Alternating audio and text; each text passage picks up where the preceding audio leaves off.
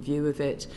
And I often think that the Department of Health get a hospital pass, pun intended, just bringing a note of levity into a serious session. But, you know, honest to God, the national or absence of national data from the Department of Health world is woeful. Mm-hmm. And the one thing that you will know as Home Affairs colleagues is that quite often victims are actually all there in the health world. And sometimes the health world gets those people to our world so we can prosecute the people that are harming them. And so it really is an important issue that this isn't just something that's for the Home Office or for the Ministry of Justice. I think there's a responsibility on the Department of Health and the Department of Local Government and very much the Department of Education not to see this as something that's down in, you know, a bit of 2 Martian Street. And I'm worried about that because we've talked about it relentlessly. I don't think this is the first Select Committee or Public Accounts Committee I've been before asking for better sharing of data between services and agencies. And I think I put in one of the recommendations, we need to look at how we make that mandatory and therefore if something isn't mandatory or people don't do it, what consequences are they going to face this time round? Because it strikes me that it's not done. Now, part of that is, and again, I'm sure you know this possibly more than I did, that I didn't realise until I went back in to do this audit at the sort of paucity really of technology to support the police in what they're doing. I didn't realise that, you know, I was there when the tragedy of Sohan happened, and that we knew at that point that if we'd had better data sharing, there's a possibility that we might have saved those girls' lives. There's certainly an absolute clarity that intelligence would have been much faster in order either avoiding it or actually finding that dreadful human being earlier. And we've known that forever onwards. And so I think there is also an issue, which is I just feel that, you know, the Home Office can't drag their feet on, sorry, that's a bit tough thing to say, but they shouldn't drag their feet on looking at police intelligence systems, given we're living in the 21st century and that probably everybody in this room could connect within seconds, yet we had Bedfordshire Police rightly finding a young boy, as it happened, that was being, in my mind, trafficked to London, but the data intelligence system didn't make it easy for them to find that he was in Deptford. And being circled and dealt with by predators.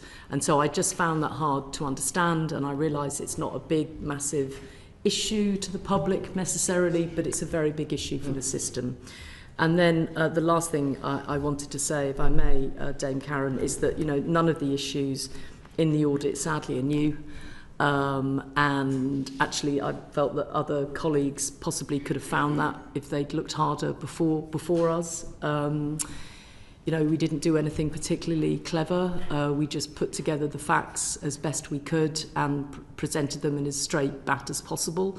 So that always causes me a bit of concern. I like to think I'm clever sometimes and find something new, and most of the time, as I head into 40 years in public service, you find the same thing, and what you have to do is be brave about dealing with it. And I suppose that's the last thing I wanted to say, is that, you know, the tone that we need to set is that we need national reset when it comes to children and when it comes to child abuse, and within child abuse, child sexual exploitation. And I think that's why I've put together a sort of package of recommendations that include consent through to sorting out taxis, with, you know, a national criminal investigation and a national inquiry sandwiched between the two. I hope that's a helpful start. No, thank you very much, and that helps to set the scene for us and our questioning. And I think I read your report and felt rather unwell as to just how much of this was familiar and hadn't been joined up, and that is a great frustration for all of us who serve in public life. We are cross-party, but we are a team working together to try and establish how we can help scrutinise government and the work of the Home Office. And with that in mind, colleagues are very acutely aware that this is a very serious issue, and one that is not one that we need to start having tribal party politics involved in. So I'm going to start the questioning, and I'd like to start with Jake Richards. Thank you, Chair, and thank you for all your work, Baroness Casey and your team. I mean, it's quite an exceptional piece of work in a short period of time, which must have been very difficult to put together. So very grateful. What comes across in the report and in your opening statement, in particular your personal note, Baroness Casey, at page 11, is just the kind of extreme sense of disappointment, and that word is probably mild, and you could have used stronger language at what you found. I just want to get a sense of the evidence base for that disappointment. What are we talking about? How did the audit, in broad brush terms, realise that things had certainly not improved as you'd wish from your experience in Rotherham?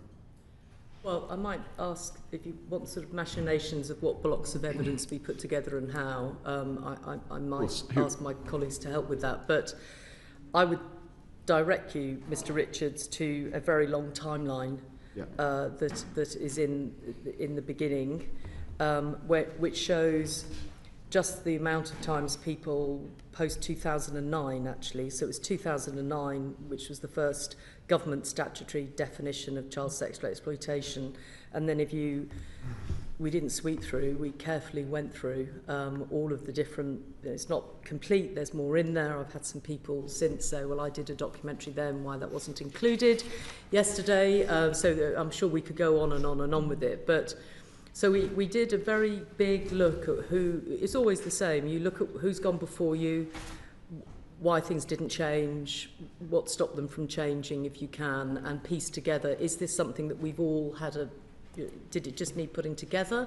And once you put it together, people go, oh, good God, we should have all known. Or whether actually, the data speaks for itself. We did I mean, it's almost impossible to get through. I feel sorry for anybody trying to read this report. But, going through chapter by chapter on sort of nature, scale, definitions, we literally went through and looked at all of the definitions. We spared you the multiple appendices that we could have attached to it to show just how many times people have looked at definitions, they've looked at strategies, but we haven't got to the nub of it. And I think that's partly the problem. So yes, we did a lot of homework. Does that answer the question, or is it not quite? So I understand. I mean, the 17 pages that the Home Secretary referred to yesterday in her statement of setting out the background of 17. The work that has been done and the chronology is a must-read. But what I guess I'm asking is, the audit presumably didn't just read that and then look to see whether the recommendations had been implemented. Presumably you spoke to survivors, victims, people on the ground, and I just want to get a sense. I know it's very difficult in terms of what you heard back from them. Obviously some of it is touched upon in the report, but it would be really good to have a bit more... For victims. For victims and survivors. Victims and survivors are really angry that things haven't changed sufficiently for the children that are there now. I don't think they feel confident in what's going on at the moment. And I think a lot of them are still carrying some of them open criminal investigations that have gone on for years without any sense of closure. And I think, remember the backdrop here is when children are small, we as a society and a state have eyes on them. I think this is a really important thing. It's not just about crime, but more generally. Like when kids are born into the world, normally they're born in a hospital, so we see the parents. Then there's health visitors, so we continue to support and see the parents. Then they go to schools and nurseries where the class sizes are small and they have one teacher that can do pastoral care. Age 11, quite rightly, they move to larger schools where they're in a much bigger situation because they have to grow and be independent. This is all about not treating them as children until they're suddenly 18. But for the state, it means our safety net changes.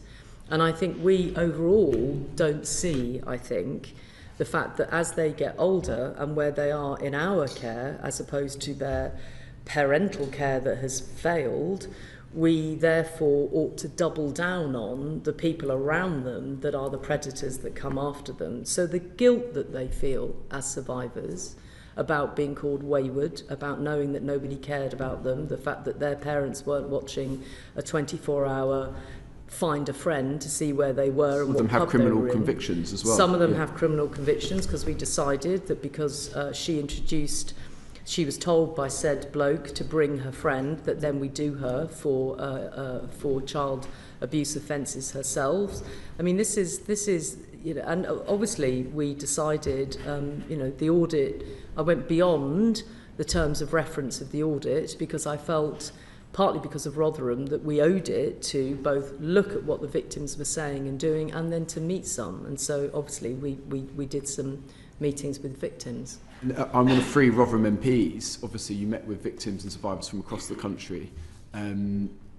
Perhaps you won't comment on Rotherham specifically today, but I wondered whether you or your team could meet with me and other Rotherham MPs to discuss any current and live issues about Rotherham that might be helpful for us to follow up as well.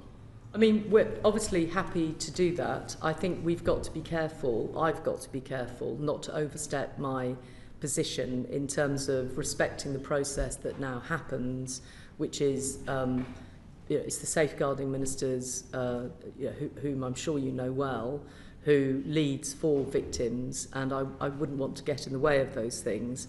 But, you know, I'm not going to walk away from this issue for the rest of my career. And just finally, in terms of your recommendation for a national inquiry, clearly you've said in media interviews that you changed your mind on that. Was there a specific part of the evidence base that made you come to the conclusion that this was a necessity? Very much so, yes. So, you know, it's not like anybody publicly asked me my view, incidentally. I wasn't on the record somehow giving media interviews saying, I don't know, I was busy worrying about actually social care post-Christmas. So, you know, I had other things on my mind.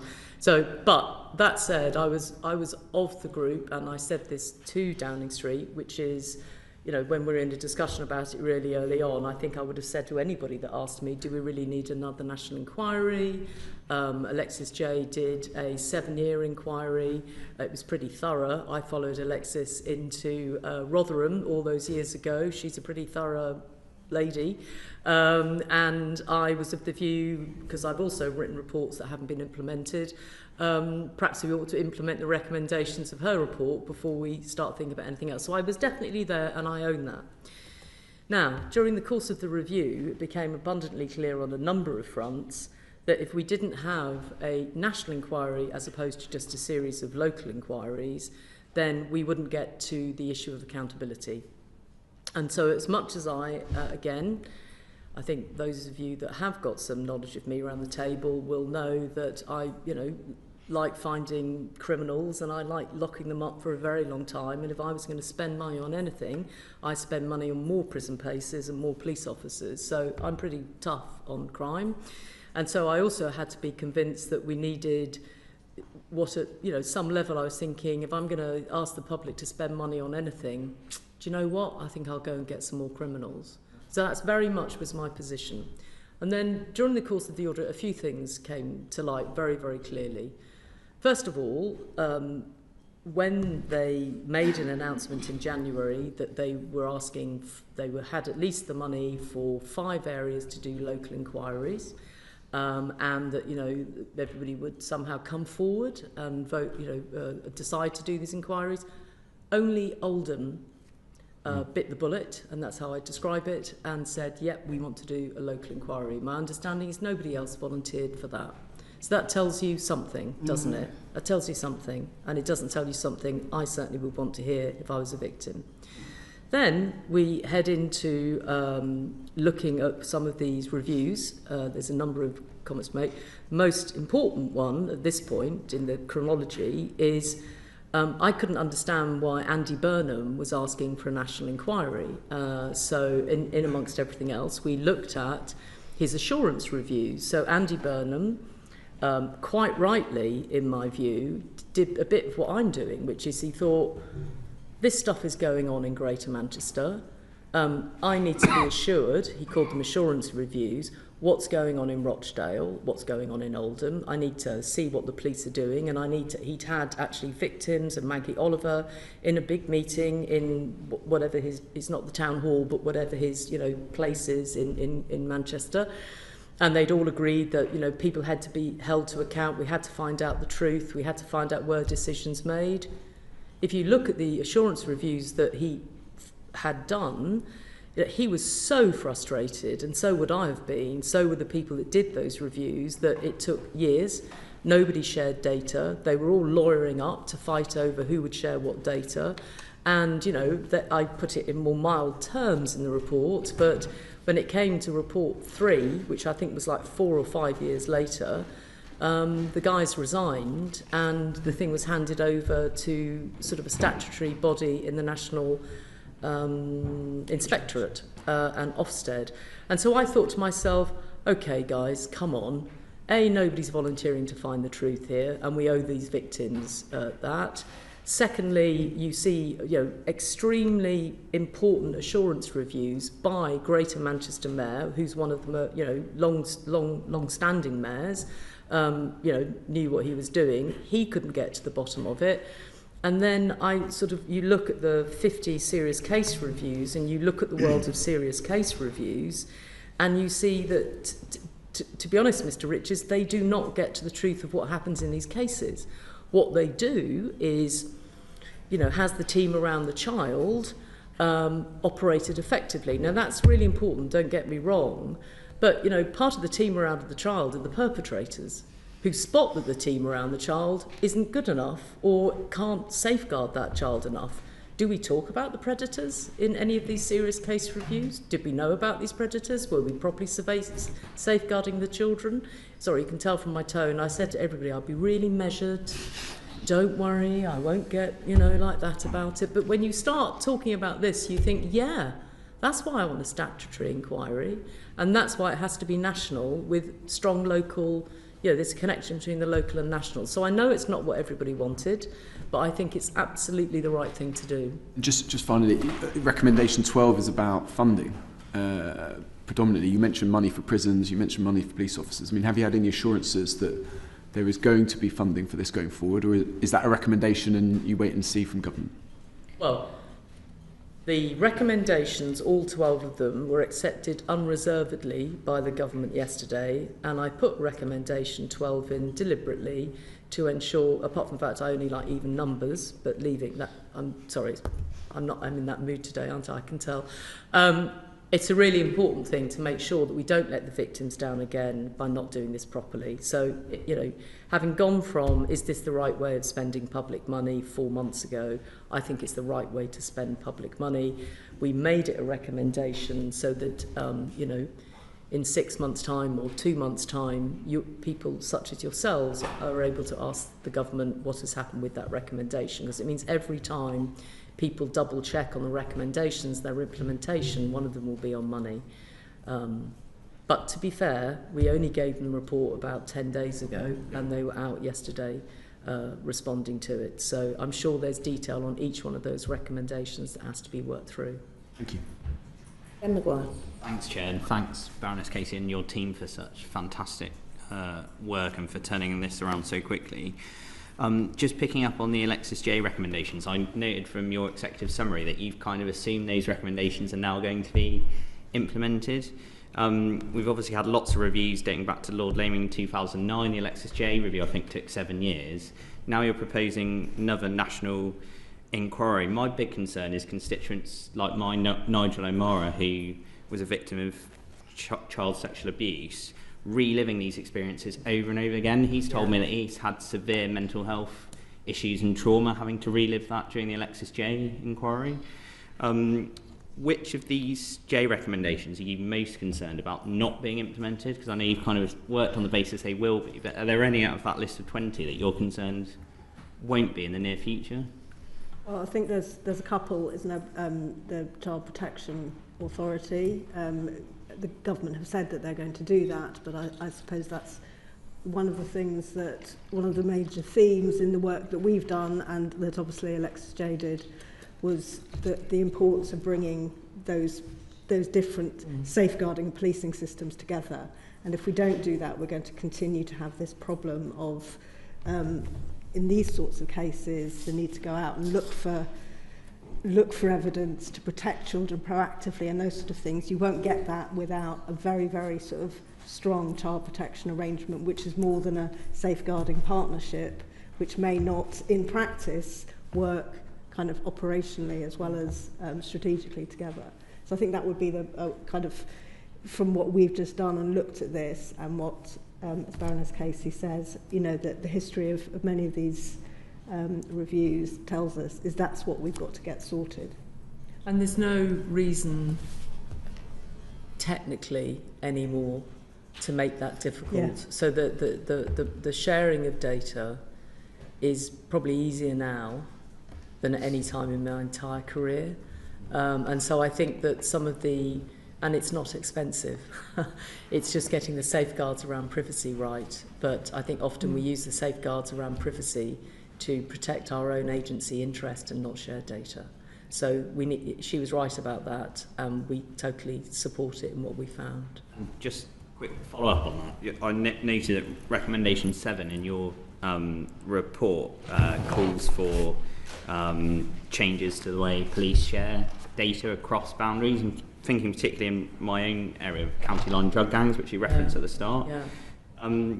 You mentioned that it needs changes, but you don't go as far as to say that it needs a whole new IT system for policing. How can you square the circle there? Because it feels like there needs to be an overhaul, there needs to be a completely new system in place to make sure we avoid these things slipping through the cracks at police boundaries.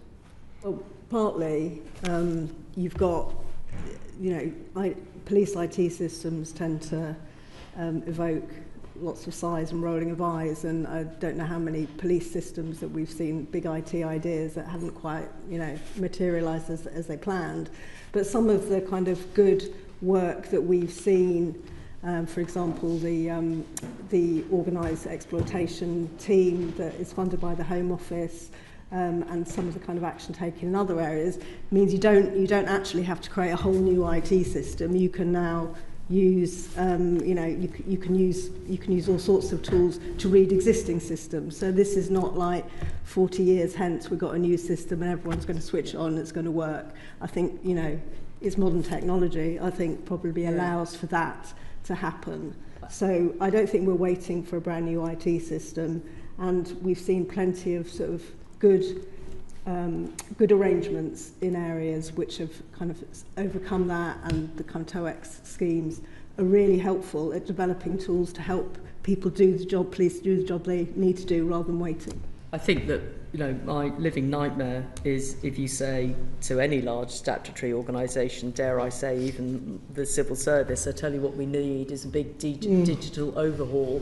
You know, the coffin of that 2 or 3 years down the line is you know, I've never been asked to audit that, but I'm sure I wouldn't have to look very far. So we, you know, Sarah's absolutely right. You know, Bedfordshire Police, for example, small but mighty, have piloted a really straightforward way of doing a police intelligence database. The TOEX thing is there for the taking. It's like, what we didn't want to do is give everybody an excuse to say, oh, we can't do all of this because it's going to take us 300 years and £300 million to have a think about it. No, there are things right there, right now, that both, you know, tech companies can offer you, but you've also got expertise in your own organisation. So can we crack on and do it, please, rather than spend 300 years having a digital overhaul that won't overhaul anything. Thanks. Jenny Reid. Thank you for your audit and report, and also thank you for coming here today and this morning. We really, the whole committee really appreciates it. I'm a Scottish MP, and the vast majority of not just what's in your report, but Alexis J's recommendations as well are covered devolved issues. But much of what's in there, like a lack of mandatory reporting, gaps in data, could equally apply in Scotland as well. And I'm a bit concerned that it's not getting sufficient attention, scrutiny north of the border, and that we don't have a kind of similar push up there, and I want to be kind of reassured that isn't the case. Do you have any thoughts on that? While you were doing your audit, were you contacted by, or did you communicate with any Scottish organisations or indeed any devolved institutions? I think we did. I mean, I think something to do with Glasgow has just passed through my mind, but I'm not entirely sure why. But there was certainly a case in Glasgow.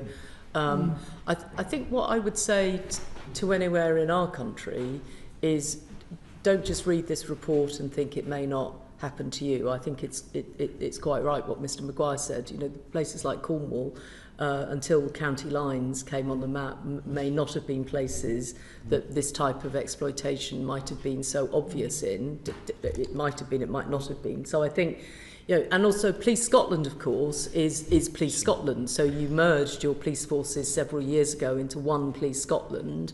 So your data sharing should be technically more effective. No, it's not. Okay. So they still have the old IT systems. Then they should have less of a barrier to merging those databases and having something over the top that would be helpful to them. But even if they were to do that, what you've then got to do is get all of your local authorities and your health sector on board to share data about vulnerable children. Now in Scotland, frankly, that should be easier, given the size both of your population and your statutory sector, than trying to do it across the whole of England. But it's often the cultural barriers that get in the way, not the logistical barriers. So I'm sure it's an issue for Scotland. Just to say, in terms of other devolved areas, we spoke with colleagues in Wales where there's the patterns are kind of pretty similar in terms of children's services and sharing. So it was interesting that although the systems are slightly different, the kind of the picture was similar. Do you have any thoughts on whether the national inquiry should have kind of official input from devolved governments so that we can get this broad brush learning across the UK? Do you have any kind of... I would be disappointed if the opportunity of the national criminal investigation, because let's face it, I can move from Scotland to England pretty easily, and criminals do, so that would be a missed opportunity.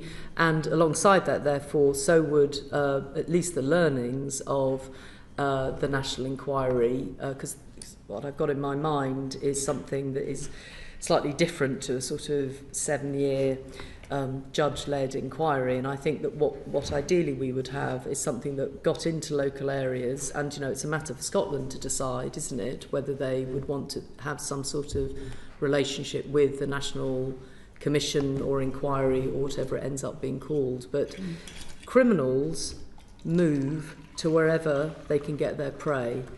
And with the internet, they do that even quicker and easier. I mean, it's an issue internationally, not just between the devolved nations. So I think it is really important that across certainly Northern Ireland, Scotland, Wales and England, there's some join-up around these sorts of issues. And that's where my sort of, you know, perhaps over-obsession and a nerd level with getting the IT right is a really pragmatic way of joining up those systems.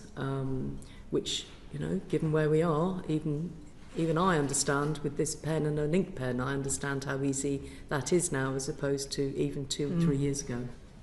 Just, if I may, just as an observation, in some of the bigger police forces in England that we spoke to, the Met Police, for example, and Greater Manchester Police, they are taking an approach where they apply serious and organised crime tactics and operational approaches to child sexual exploitation successfully, and that helps them to corral, if you like, the local police organisation within their much broader area, so they have an oversight of what's going on. They talk to their districts and they bring everything into the centre and apply more resourcing where there are complex cases. It may be something that policing in Scotland are already doing, but that is an approach that we endorse and recommend is applied more widely going forward. Thank you. I agree about the IT systems and how crucial that is, but if you're not collecting accurate, robust data, then it doesn't really matter what IT system you have, right? So what, can you talk a little bit more about the gaps in the data? You did mention ethnicity, but are there any other kind of egregious examples that you think that we should remedy now? I mean, it seems to me extraordinarily urgent that we start collecting robust, comprehensive data now, otherwise it will affect the national inquiry. Did it affect your ability to perform this audit effectively? And what did those challenges look like? Yes, it did affect our ability to... would imagine. Our job was to assess the scale of group-based child sexual exploitation, and in that we have not been able to provide an answer because of the data systems, and it sort of also starts right from the it starts kind of from the fact that we don't have a kind of robust, up-to-date prevalence survey, so we don't know how much child sexual abuse there is in the country. There's a few sort of reasonably educated estimates, but we don't have anything up to date. The last one was like 12 years ago or something that was accurate. So you can start at that point, and so how many, what are we looking for, kind of how much is going on, and then we can see what services, whether people are coming to services or not. So that's your first point, is that we estimate 500,000 children a year are sexually abused in a kind of the kind of umbrella way of sexual abuse in different forms. And then beyond that, we have the next piece of information down is the policing reports of child sexual abuse. Some of that is flagged when it's child sexual exploitation, but police flags are notoriously poor. They're not used well, and when we talked to police forces and we looked at their problem profiles, we found that the flags weren't being used that well. So there's an estimate that tells you that there are 17,000 CSE crimes a year. But we can't rely on that necessarily. And so 2 years ago, the Child Sexual Exploitation Task Force, which is kind of a national policing capability, started collecting, asking police to send them their data, and they are kind of basically analysing it manually, effectively, to look at the number of child sexual abuse cases which fall into the sexual exploitation and are carried out by more than 2 people. So that's what they have to do, a kind of incredibly difficult and labour-intensive exercise. And that told us there were 719 group-based child sexual exploitation crimes in 2023. Now, so we started up there half a million a year, and we get down to 700 crimes. We think, we think for a start that because most child sexual abuse is not reported anyway, we have a massive underestimate of what's happening. But that's like the best we got after however many years of saying we really need to collect this information. What needs to happen now to ensure that this doesn't happen in the national inquiry? Have you got any thoughts on? Well, I think just to start on the CSE task force are planning, the government have accepted that they will collect data in a more robust way. So we will get some of that, and I think we've said that we need mandatory ethnicity collection of data when it comes to child sexual abuse, and the government have accepted that. So it's not. I think it's probably not mandatory. Totally mandatory at the moment. It's all done by encouragement. I think it's all done by encouragement at the moment. But we think it needs to be mandatory. To be fair, it's Theresa May as Home Secretary. I think a bit into her term that wanted the flagging process, and she wanted that flagging process because, having said at the beginning of her term, press on, she realised, I think I'm not speaking for her, incidentally, I haven't asked her this, but my judgment of what she did was think, I need to get across CSE. And so you then introduce this flagging process, because of course when somebody is arrested, the series of crimes that you are labelling are quite complicated. That said, all of these years later, for that not to have been implemented more effectively, I draw a conclusion from that you know, that's not good enough. And then I put that together with where we are in 2025 and think there must be better, both technical and other solutions to how you would get that right, if you really wanted to. I'll stop there, Chair, just to allow others. And I very briefly attended a session last week. I was in between meetings, but I popped into an APPG on missing people, where I understand there's a different approach to missing being piloted in Scotland at the moment around return interviews and recording of data, etc. It's always felt to me that, and you've referenced it in the report, that missing, because of the lack of consistency around the way police record it and the way that local authorities perhaps consider it, those children who are missing are the children who are being exploited for county lines, who are the children who are being exploited by grooming gangs. It feels like, you know, and you talk about 10 years ago, we were trying to put this together 10 years ago and say, you need to join this up. So I think one of the things I think I'm hoping that the such a big move on consent is, the reason I'm pushing for it is because it's symbolic of what we think about children. So I think the way we come at missing at the moment, and you know, and this is good people trying to do it, feels very much in how many times has somebody gone missing, and are we getting the returning interviews right? So it feels very transactional, and it's missing a bigger point, which is, I hope that if anybody has teenage girls and adolescent girls in the room right now, if they disappeared overnight and they switched their finds a friend off, you would be beside yourselves, absolutely beside yourselves. But because we're dealing with kids that haven't come from that, we as a state attempt to have a safety net. And that safety net doesn't see that missing, so even though it's an important thing and you have missing task force and that sort of, it doesn't grasp the bigger picture.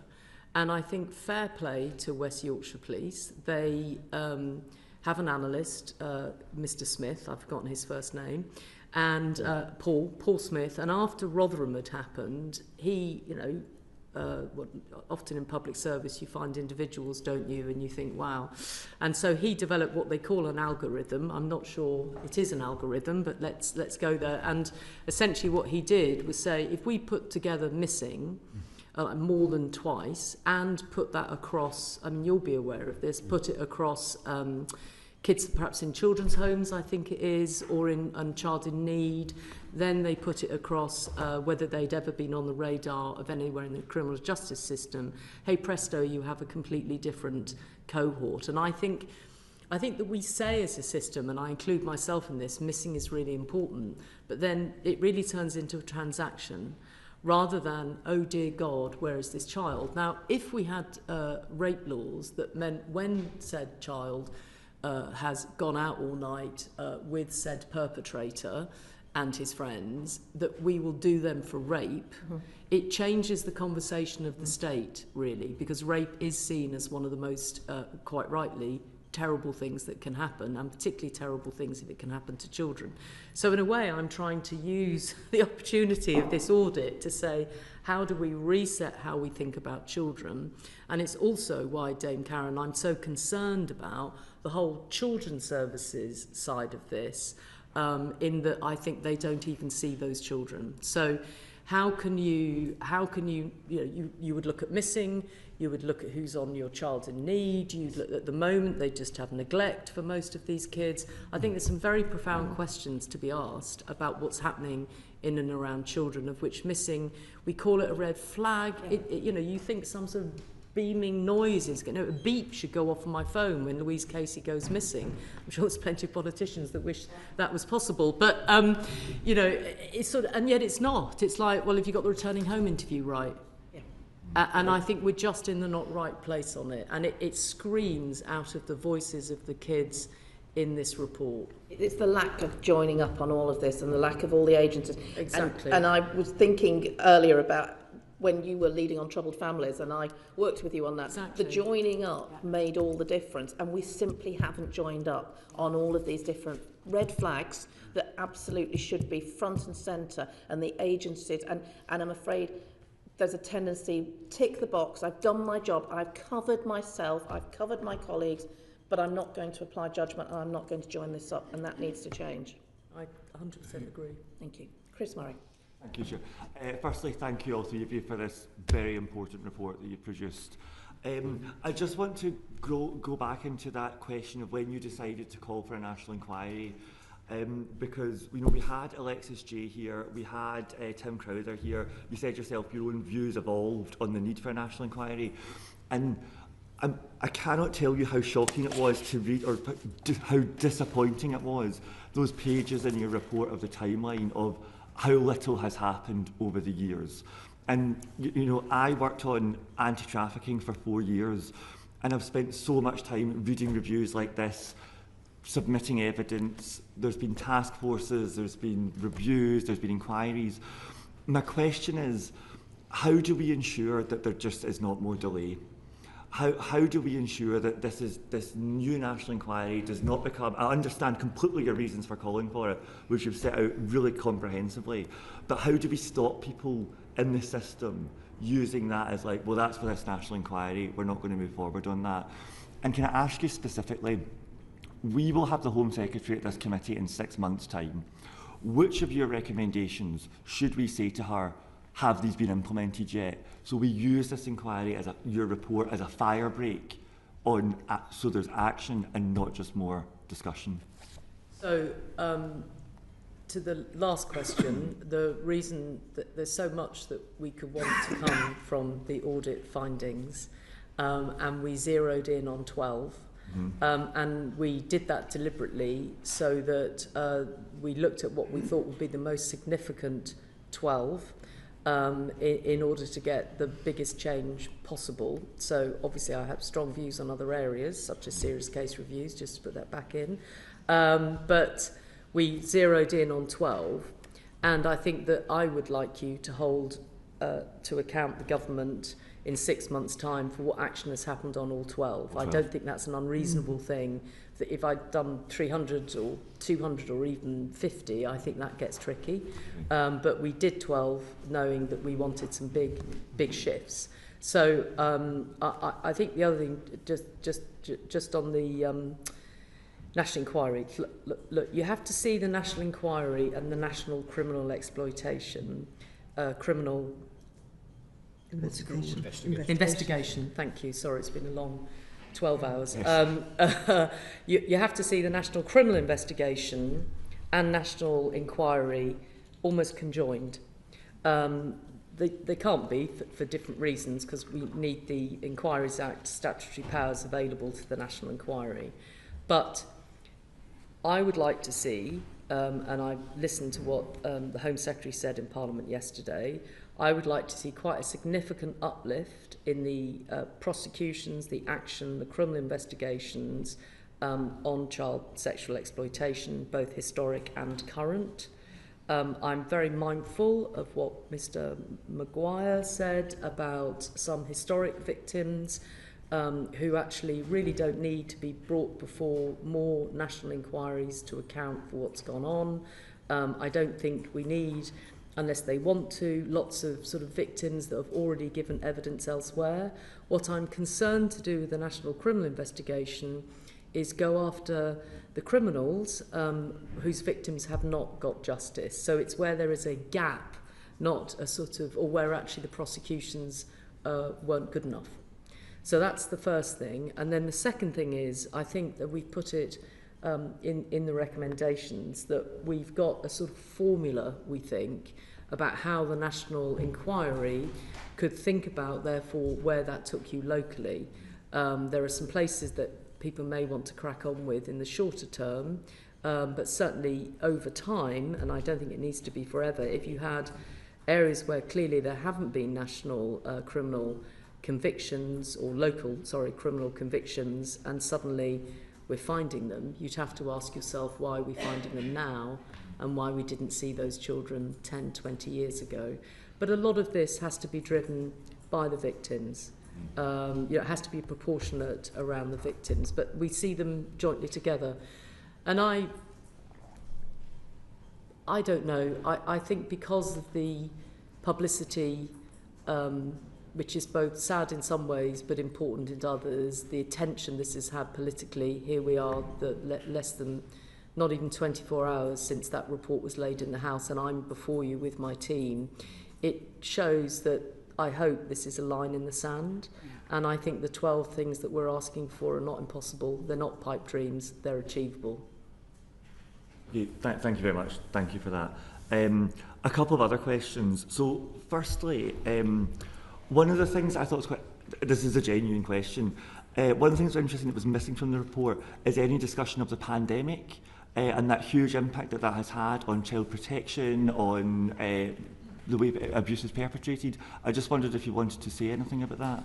Well, if you want to ask me to do another report in 6 months on that issue, I'm not happy to do so, but I'd be open to negotiations. The truth is that there is a huge dynamic at play around what's happened since the pandemic, both not just in crime, but into the lives of children and what's going on. I think I was quite vocal during the pandemic that we ought to look at the implications of it, and we shouldn't leave people behind.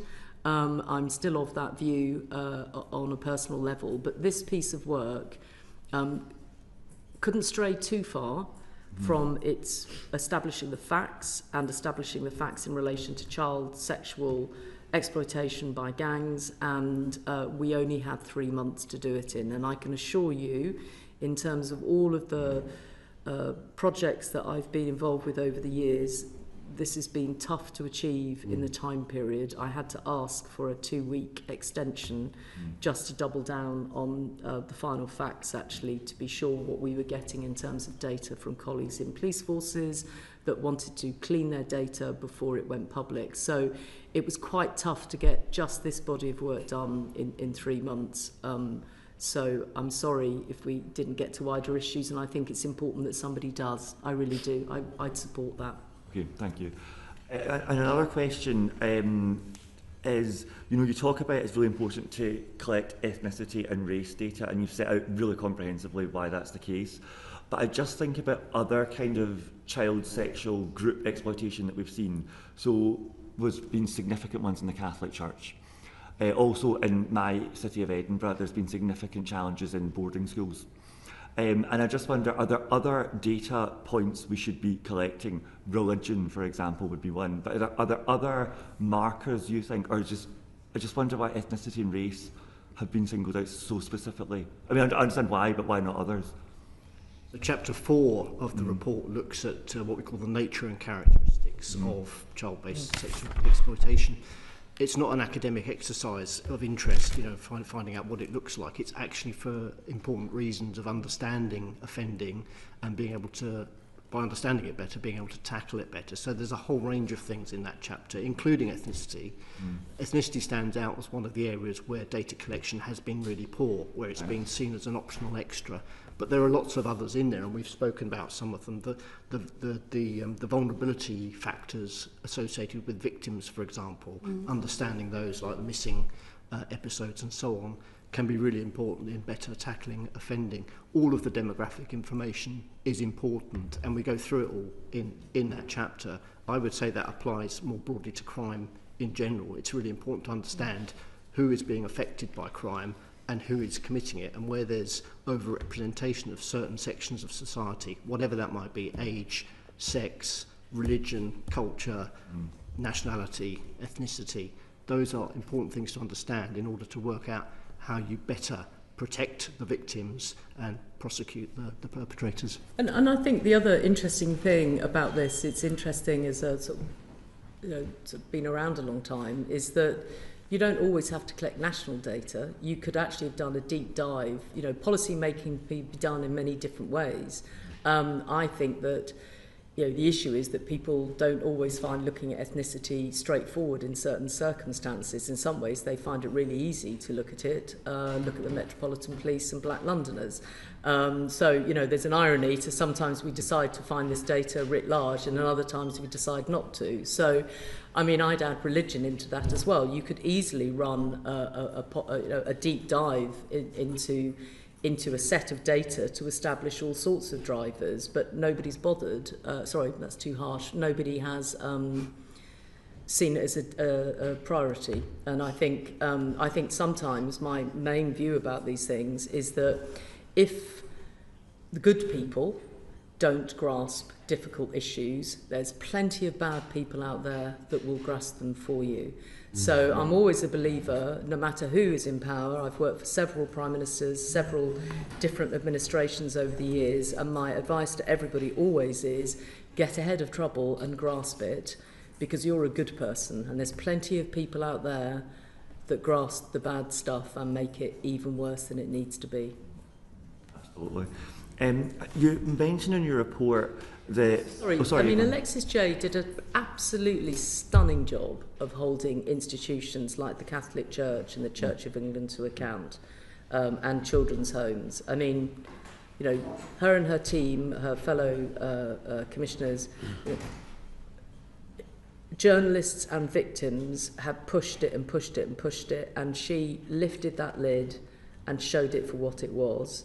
And I think now, I hope nobody in the Catholic Church or others deny what happened and what their priest did to children. And if they did, they should face the same consequences of any other individual. So I felt it's important to say, because I think it's really important that we don't think that Alexis J and her team left anything they should have done, they didn't do. They did a really good job. And we do need to implement the findings, and we do need to own that large institutions, unless they're careful, can go easily into losing their way. And that's every institution, I think, not just religious institutions. Thank you. In the report you talk about, I want to ask about the national referral mechanism and its interplay here. So you can talk about the 49% increase in NRM referrals for sexual exploitation since 2020. How useful a tool, because the NRM is kind of broken right now, how useful a tool is that to addressing the challenges that you've seen in your audit? And specifically, I want to ask about the pilot for devolved decision making, because I asked the Home Secretary about this yesterday and she's committed to rolling it out. Do you think that will move the dial on this? Am I pushing in the right direction there? Well, we looked at the national referral mechanism and the data on those who come into it for reasons of child sexual exploitation. We were looking at it in relation to trying to understand, again, trying to understand the scale and nature, and if this was a sort of different path in. We didn't really go into the policy of it within kind of within the time. We weren't able to sort of interrogate it, but we can see, of course, that it was interesting from our perspective to think about the kind of trafficking side of child sexual exploitation, which comes up a lot, and obviously it's very interesting the way that children end up in the NRM when they might end up, they should be ending up in a different route or might come through a different route. But we didn't really look at how the policy has developed. Right. So I'm probably this isn't the right sort of area of for us to comment on that. And then also, I'm going to bring in Paul Kohler now. Thank you, Baroness Casey. I want to go back to that point you said about victims a few minutes ago. I totally understand the reason why we mustn't over-traumatise them again or re-traumatise them again. But I watched on Newsnight last night. I was hugely moved by the testimony of the two victims who appeared with you on Newsnight. But I was also hugely impressed by their ideas, their desire to change. Have you any thoughts on how we might use victims who want to creatively, not just as passive givers of evidence, but actually help us change the system? I think that's a really good point, actually, Mr. Kohler. I think that my understanding is that the new government wants to establish a victims panel precisely for that purpose, to involve them in the policy making and decisions I don't know where that's at. I don't work for the Home Office, but if you wanted to ask them about that, I think that would be a really good thing to ask them about. I think they made that commitment publicly, and I'm not sure where it's at. And I think the purpose of that panel is to go a bit beyond reliving your trauma and a bit more into specifics. And I think it's a really interesting point you make, actually, that I think in some ways the Newsnight piece and various others are allowing people publicly to say what they think should shift. And I think that's quite, I'm really open to that. It's partly the sort of session we had with survivors and victims was less about the trauma they'd experienced, but actually more about what they think should happen now and what type of things would help them. And I would say we covered off a range of things, but it was part of why I thought that the fact that they feel that nobody is straight, that they're not candid, that they don't really know what's going on, wasn't just about their own cases, it was wider. And that's partly, it was another part of why we came to the view that we should settle on a national inquiry. And I think that the other part of the national inquiry with its local footprints is that I think it would be helpful to make sure that, yes, inquiries are there to establish the facts, to apportion blame, to use inquiry language, and to make sure it doesn't happen again. But it would be a missed opportunity not to use that victim's voice to say, so what specific things do you think we need to change? So when I was the Victims Commissioner, actually under the Coalition in 2010, 2011, going back a bit, I remember meeting victims, and one of the specific things that one of the families wanted was that prisoners that had been convicted for killing their partners could not arrive at the Court of Justice and Family Proceedings and argue for custody directly with the family whose mother they had killed. And my jaw dropped, thinking, here I am thinking I know a bit about the world, and I had no concept that we allowed that to happen. And it seems like a very small change, but it was a change I think that government or its successor, Conservative government, put through, and that was because of those victims, and I introduced them to various ministers and it went forward from there. So I think, I was struck last night by both Fiona and I was struck by how practical they are in terms of what they think should change, and I think that's always helpful. Thank you. And I have an amendment to the Crime and Policing Bill around the issue of parental rights for offenders, so I'm hoping the government will do something positive on that. But we're going to go on to the national inquiry and local inquiries, and Robbie Moore. Thank you, Chair. And Baroness Casey, can I just say a huge thank you to you and your whole team for the amount of work that you've put into producing these recommendations. It is hugely, hugely appreciated. I just want to focus my questioning on the national inquiry and then local inquiries as well. And I want to start just by referring to page 137 of your report, which you make reference to Greater Manchester and Rochdale as two areas that have shown a reluctance to review past events, and they're not the only two areas that have shown that reluctance. And you pointed to the fact that they were confident that practice had improved, or that issues that had been covered elsewhere, often citing other serious case reviews. Now, I'm just going to use the example of Fiona Goddard, who I know that you met last night, but she was a constituent of mine as well as living within the Bradford district. And she has obviously made her views known. She removed her anonymity and has been quite critical of how decisions have been made in the past. One of her absolute frustrations, when I spoke to her last night before the Newsnight interview that she did, was that this feeling that local authorities, and I'm going to reference Bradford Council because that's my own local authority, indeed where she resides, are using serious case reviews, indeed hers, and indeed referencing the thematic review which you referenced in your report that was produced in 2021, which only looked at 5 children. It was only a 50-page document, of which Fiona was one of those 5 children. Yes. And heavily relying on that and dare I say her serious case review as a reason that there is nothing more to see here in this area.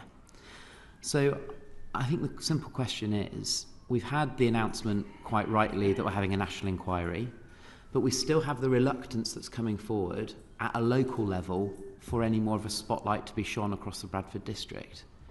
So what would your message be to local leaders that represent Bradford Council and indeed the wider West Yorkshire area of how we absolutely reassure victims and survivors like Fiona that we can have that inquiry that is focusing on the Bradford district that Fiona has called for and still calls for, and I have been for a significant long period of time? So I'll come to Bradford in a second. The first one you mentioned was the where we talk about Rochdale.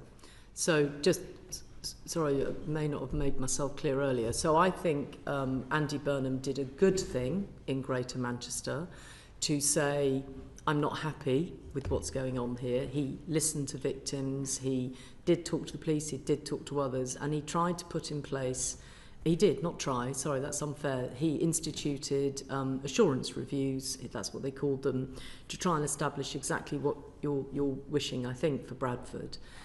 And two good people did them. I met one of them who I know was Commissioner in Rotherham when we were there, and they only got so far because essentially they couldn't require people to give them information, they couldn't require people to give them appear before them, they couldn't didn't have any ability to do hearings, and as I think we put in the report, it just went on and on and on, and then they did this work, but it took a long time before anybody said, as in the new Chief Constable, who said, yeah, we didn't get this right and we're sorry to victims. And that's why we put it in there to say, even when you have actually the Police Crime Commissioner, which is what the Mayor is, where you have a Police Crime Commissioner or a Mayor that says, I want this to happen, and he spends money getting it happen, it didn't get him what he wanted, which was accountability on behalf of the victims, and the system is what happened. So that's why I, again, just doubling down on that looking at that, interviewing various people, we came to the view that without statutory powers, Inquiry Act type powers, you're not going to get anywhere. And then I agree that if you, I would say, if you were Bradford, if you were anywhere in my report that we published yesterday, if you were any of the areas that are sort of visible and identifiable, just be ready and be open to the fact that you may be the subject of one of the national inquiries. And I would be surprised if some of the areas that I mentioned, probably including Bradford, would not be subject to being part of a national inquiry. And it's absolutely right that I think members of Parliament, I think victims, I think other people are able to say, we want this to happen here, and that should be balanced out with what I think should be, dare I say, an evidence-based and data-led approach to looking at where you would start and where you would head. So I didn't want Mr. Moore today to get into, this is my hit list, let's just use common parlance, or, you know, dare I say it, this is where I think you should start, because I don't think that was my job. My job was to establish a different set of facts. Do I think you can look at the audit and make that part of your decision-making process, whoever is going to take that role on? I think I probably would if I was theirs. And I think, and I'm sensing and understanding, having met Fiona and seen her previously on Newsnight, good for them for giving her that voice, the government will need to move relatively quickly on making a headway on starting some local and doing the national inquiry, running into some of these local inquiries and getting on with them, because I think the sooner we get on with them, the sooner we can get accountability on the table. And even if we can never ever do right by the victims, because at the end of the day the people that did those crimes are the perpetrators, we can at least get the system to look at where it needs to apologise, where it should be accountable, and where it should make redress. So I'm sorry, it's a very long-winded question to your answer, but I thought it was important just to be as open about what I think is possible. I really appreciate your response there, because the excuses, dare I say, at a local level, first of all started off about it being too expensive and therefore it wasn't warranted. Then it turned into the fact that we would learn nothing new. And this, as an element of communication that's coming out from Bradford Council, and dare I say our West Yorkshire Mayor as well, is that it is very much reiterating the points in your report where you were referencing other places like originally Greater Manchester and Rochdale before things changed under Mayor Burnham, for example. So the question I then have is, are you satisfied if we still have this reluctance this reluctance to accept that we need to have a spotlight shone on the Bradford district? Do you feel that your recommendations are providing the Home Secretary with enough of a direction and, dare I say, powers to be able to utilise through those recommendations to be able to ensure that a spotlight could, should it be chosen, be shone on Bradford? So the first thing to say is I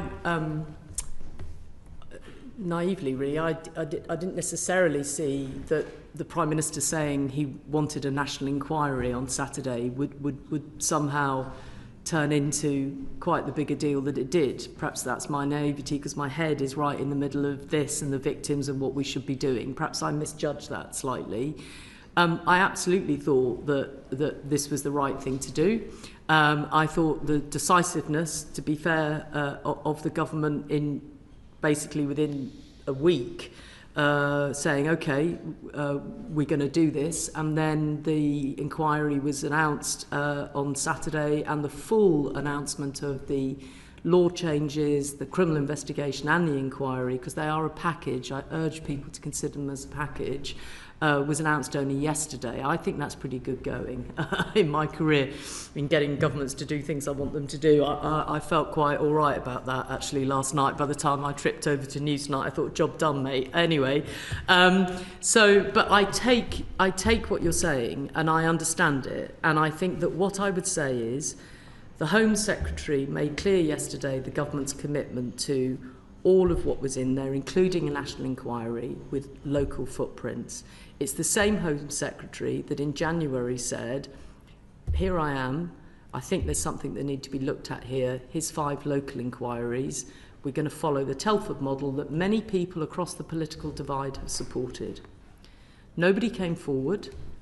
She will have noted that herself. We discussed it when we met between my handing in the report and now, and had the same conversation about why I have shifted my position. And she herself noted that areas didn't exactly knock her door down to want to do these local inquiries. The statutory inquiry powers were announced on Saturday. They were given in full to the House yesterday. Any area of the country, I would urge them, Bradford, anywhere, to think carefully about not being open to scrutiny and to change. Mm-hmm. And I would urge them to think carefully, and I realise it's nerve-wracking because in the midst of all of this are some human beings that are leaders, and I don't mean political leaders necessarily, but social workers, team leaders, police officers, where we all know that when it gets nasty, they are named, and very nasty people can do very nasty things to them. Like you all know that, your MPs, other public servants too. So we've got to be careful about not scapegoating people and creating a sort of hate monger thing at the same time that we have to make sure that we get the inquiries right and that people are held to account locally. So I would say to anybody who can see themselves in this report, be open to it. Don't use. I mean, you're telling me what we wrote. You're absolutely right. You know, there are areas that have said we've done serious case reviews, therefore we don't need to do anything. That is not the case when you look at the serious case reviews. It does not answer the question. Serious case reviews, the public may think, and I used to, that they are a way of holding kind of what actually happened. How can we not get it right again, and who's accountable for not getting it right? That's not what they have done, and that's not what they do. So you can't use them as a reason not to do an investigation when you're looking at these issues. And I would say that to Bradford and anywhere else in the country. I would caution against doing that and say, let's be open. Let's use this as a moment to draw a line and to have a national reset. That's what I would say. Thank you. And openness, transparency and accountability is incredibly important, and that's absolutely noted. Which brings me on to my next question, is to do with terms of reference associated potentially with the national inquiry. Because I know that you, West Yorkshire Police fed into your report and helped with, I suspect, then the recommendations that you then came to.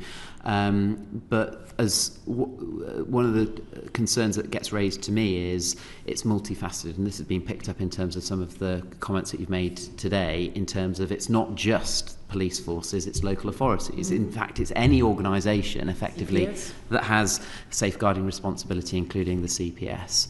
So how do you envisage the terms of reference being established, and how do you a reference getting cross-government buy-in? Yes, it was the Home Secretary that gave the announcement, but actually this cuts across every government department as well.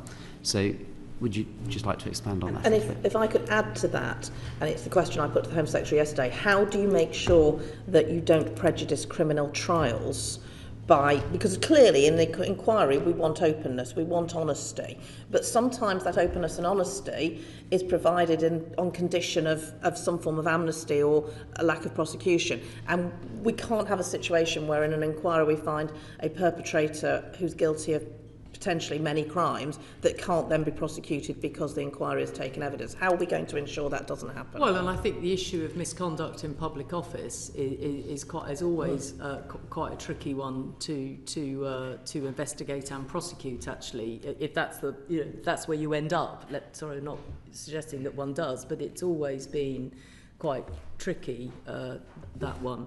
I mean, to be honest, the 3-month sprint to get to where we are. No, West Yorkshire Police were not involved in the recommendations. We took from West Yorkshire Police the Smith algorithm and the good work that they're doing in terms of their organised and criminal exploitation. We took their data, we analysed it, and we went backwards and forwards over that. But the recommendations are very much ours and mine, and frankly not with masses of consultation with anybody. In fact, I don't think we consulted with anyone. So because this was a contested and tricky thing, and it's on my shoulders to attempt to get that right, and so no, we didn't enter into a process of consultation with anybody at all.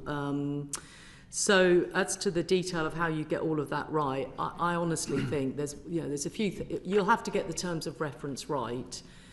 Do I think that's an impossible task? No, I don't. Do I think that people might use excuses as to why you can't do these things because of the very reasons you said? That's a possibility.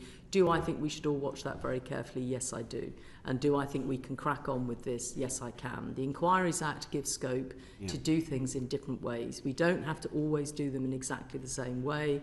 That's what the Inquiries Act gives you. And if it needs to change, there's a government in power that can change it. So I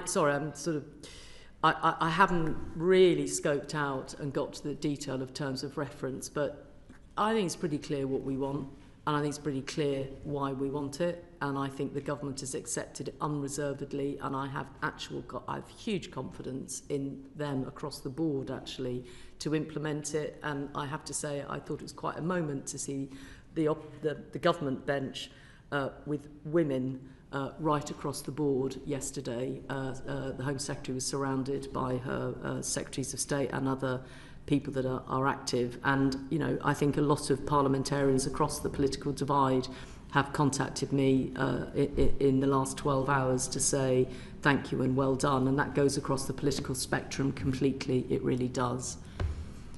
Thank you. Thank you. Paul Kohler. We've got a couple more questions, if that's okay. Okay. Carry on with the national inquiry. It's coordinating a number of local inquiries, drawing generic lessons from that.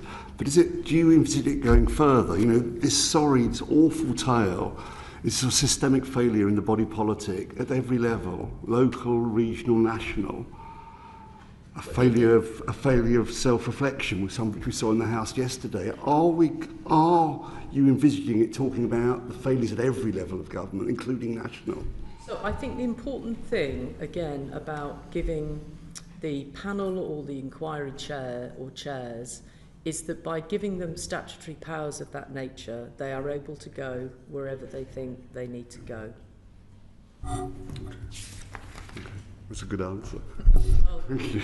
It's the truth. We've set out a prescription under that recommendation to a degree. Obviously, it's for the government to work out how they detail that, but having an independent commission overseeing that, agreeing set terms of reference and timescales and so on, is an important part of that process, and it's in setting the terms of reference that scope is really determined, and then how the Inquiries Act powers are applied and how they're used, for example, to overcome conflicts of evidence with criminal and other prosecutions and so on.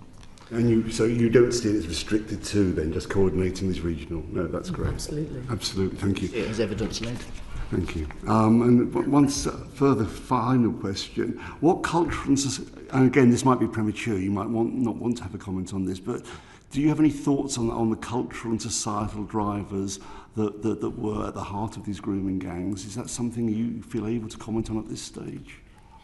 I think it would be no, actually. I think that what I'd like to see is that we take this carefully and properly, and that what I feel we've known needs to be done, even if it was just intuitively since Rotherham, but certainly now the evidence is there, is that one ought to collect data properly, and at the same time it will be a difficult and challenging piece of work to do, but obviously I don't often ask for new research in anything that I do. I'm a let's get on with it type woman, but I think in this situation we do need to have a bespoke piece of research that looks into whether there are cultural drivers, religious or otherwise, and I also think that that's not unusual in crime fighting.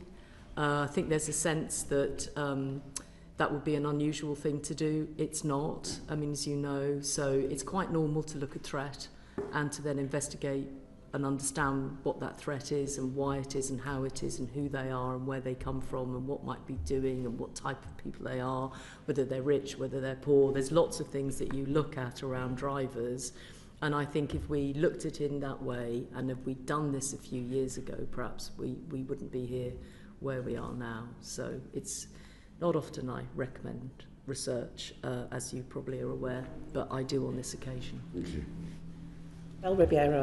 Thank you, Chair, and I also want to say thank you for all of the work that yourself and your team have done on this.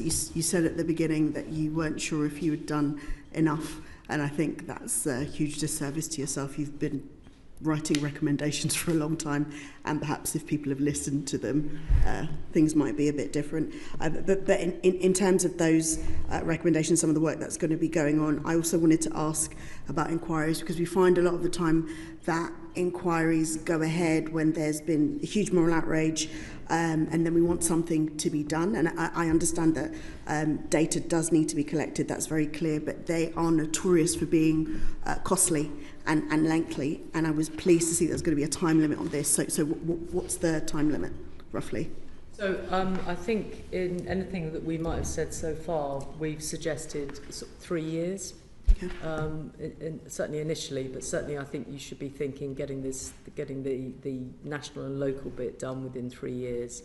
It's partly why we're looking for flexibility about the inquiry model, and looking for perhaps a team effort rather than a single individual running hearings. Probably saying more than I should at this stage, but why not? You've asked a question, so I'm answering it. So, yeah, I think that we're of the view that this is achievable. I just think that we need some creative thinking from colleagues in the civil service to help make it happen. And could we hope for some interim type of reporting that might help push things forward a bit quicker? So I thought what was interesting about Alexis J and the way she did her report is she did regular reports. So I thought that was a really good model, and I was really appreciative of that as somebody that was following what is she finding and what we should do.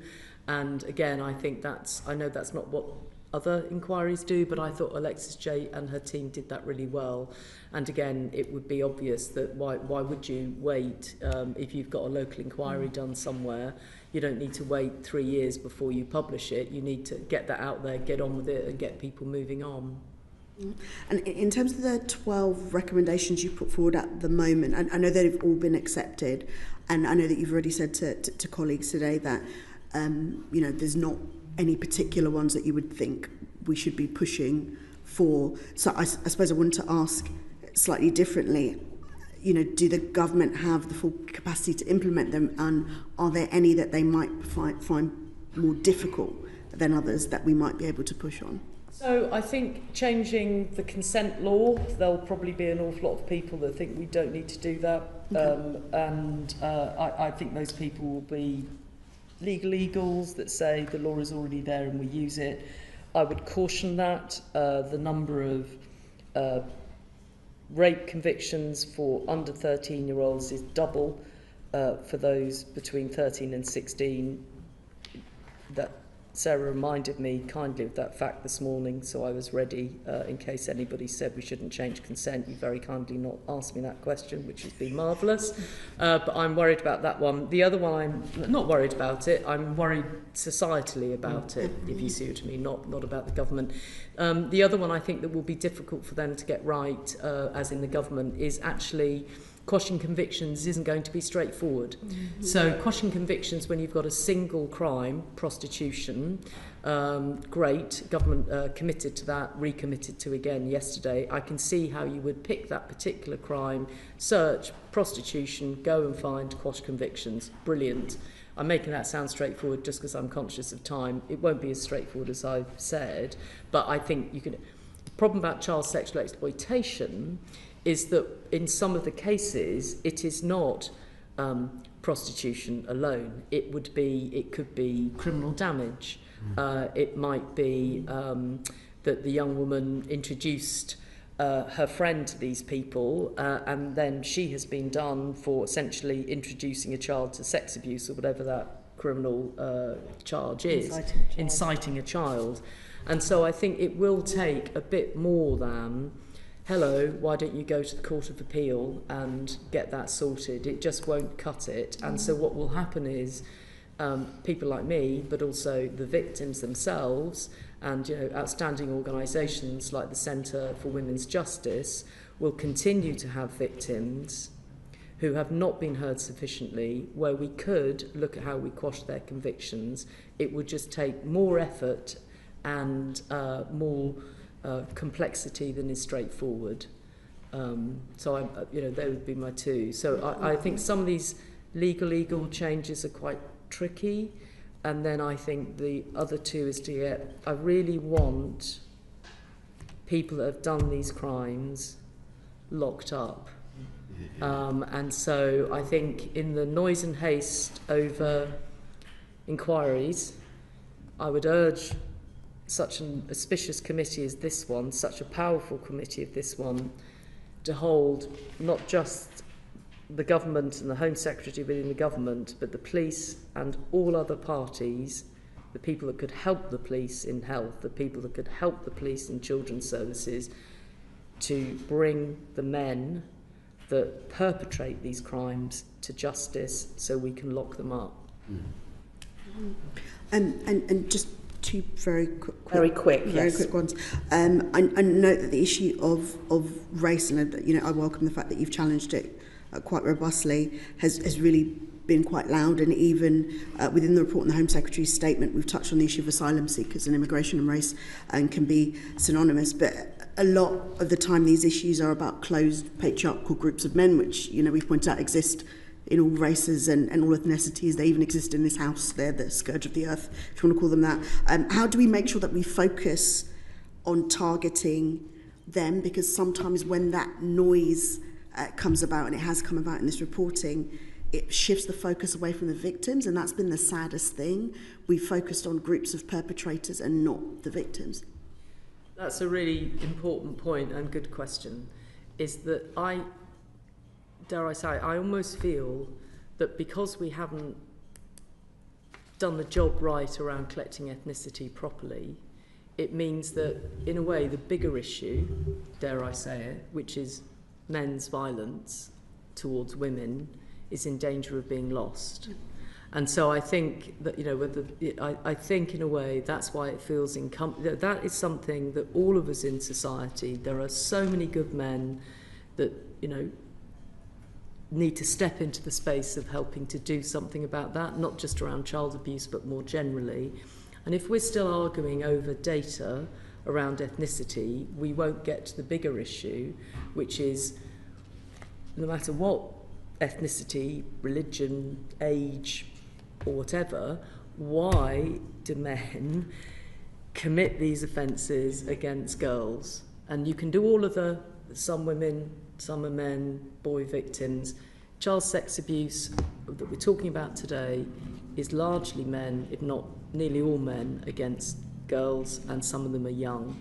So I think I'm with you on that. I just think that in a way, until we get this stuff sorted from a policy level, the point you're making will continue to be missed.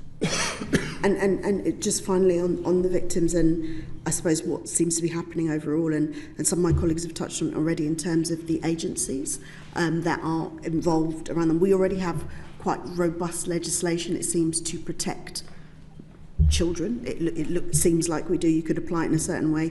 We even have good legislation, I suppose, in terms of rape, in that you can receive a certain conviction. The problem is that people don't actually get to court, and that it seems that these issues of child sex abuse don't get to a point where they're being prosecuted.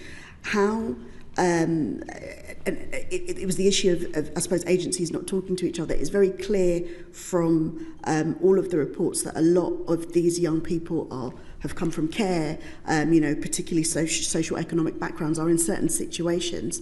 How do we get from the focus from, I suppose, the justice element, which is important, to actually putting resources into tackling some of the root causes and, I suppose, the roots of where some of these victims are specifically coming from? Because the focus of the work is important in terms of tackling it, but we know that some of these children are coming from particular situations, and we never seem to be doing enough on that.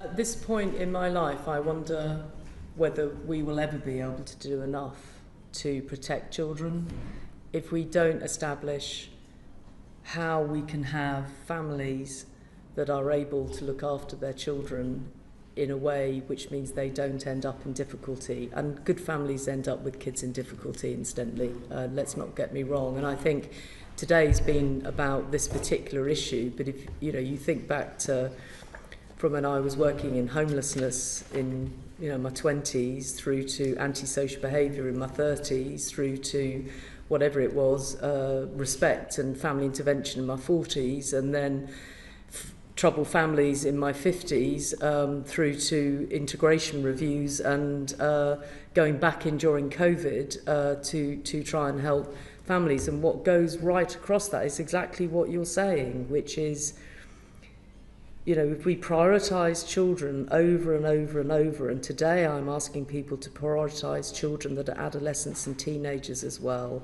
and that if we did right by that as a society, and that's why the rape conviction does mean a great deal to all of us on the team, then I think we're starting to talk again about what kids are. And I think I've had a long go at trying to you can call it, what do we call it, social exclusion, social mobility, social justice, troubled families, and now I'm before the Home Affairs Select Committee. The issues are the same. We just look at them through different lenses. But I'm really conscious. I'm with you. I just think right now there are victims of this particular type of crime that we're not doing enough for, and so I think we need to do a bit more for them. Doesn't mean we give up on all the others. Would you indulge one very short question from Jake Richards? Very, very short. Just just looking over the history. Just because your sister is the special advisor to the Home Secretary doesn't get you special treatment, Mr. Richards. I have declared that interest previously for the record. So. When necessary to do so. I can assure you that it doesn't get me any special treatment. Quite the opposite, actually. Looking at all the reviews and work that has been done on this issue over 10, 15, 20 years, and the complete profound disappointment at the lack of progress.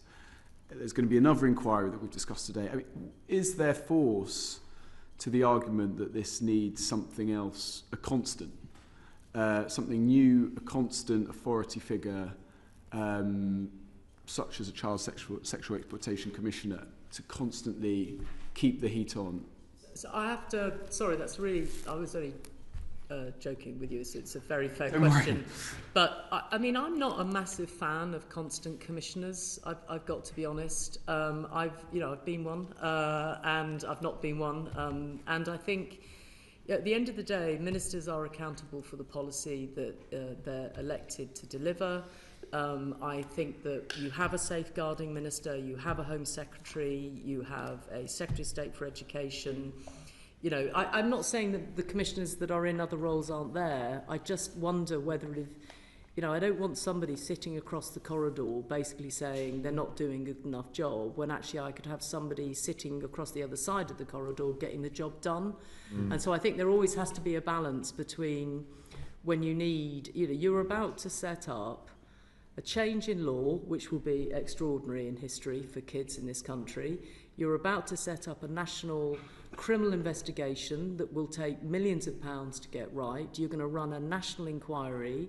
You'll have figureheads for each of those that should be before you being held account for not the inquiry one. You won't be able to do that till they finish. But, they are very publicly accountable for what they're doing. I would probably argue you don't need another one. You've also got a very good domestic violence independent commissioner in Dame Nicola Jacobs. It's like, I don't think we need another commissioner. I think we need to crack on. Thank you very much. Thank you. You have indulged us, but as always, common sense and very appropriate comments and recommendations. I really do appreciate your time today, Baroness Casey, and your very extensive report, which we will come back to, I know, as a committee. Thank you so much for being with us, and I'll conclude the session now. Order, order. Thank you.